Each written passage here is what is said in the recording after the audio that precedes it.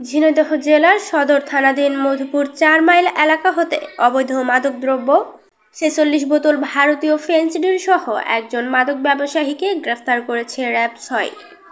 সুলতানাল এনামের video চিত্রে দেখুন বিস্তারিত। র্যাব ফোর্সেস আমাদের প্রিয় মাতৃভূমির অপ্রতিরোধ উন্নয়ন অগ্রযাত্রাকে ত্বরান্বিত করতে এবং সম্মানিত নাগরিকদের জন্য টেকসই নিরাপত্তা নিশ্চিত করতে আইনের আলোকে কঠোর পরিশ্রম করে যাচ্ছে।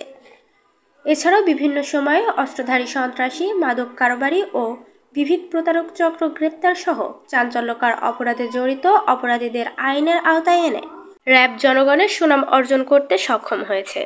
এরই ধারাবাহিকতায় অদ্য 27 সেপ্টেম্বর 2024 তারিখে র্যাব 6 সিপিসি 2 ঝিনাইদহ ক্যাম্পের একটি আভিযানিক দল গোপন সংবাদের মাধ্যমে তথ্যপ্রাপ্ত হয় যে ঝিনাইদহ জেলার সদর থানাধীন মধুপুর 4 মাইল এলাকায় কতিপয় মাদক ব্যবসায়ী অবৈধ মাদকদ্রব্য ভারতীয় ফেন্সিডিল ক্রয় বিক্রয় করার উদ্দেশ্যে অবস্থান করেছে।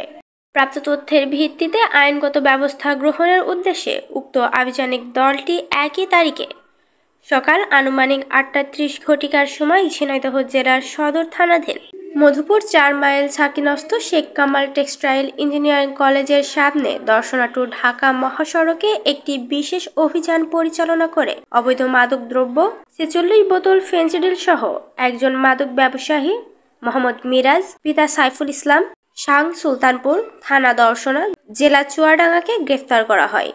এ সময় উপস্থিত সাক্ষীদের সম্মুখে গ্রেফতারকৃত আসামির হেফাজত হতে অবৈধ মাদকদ্রব্য ফেন্সিডিল 46 বোতল, 2টি মোবাইল ফোন, নগদ 522 টাকা উদ্ধারপূর্বক জব্দ করে।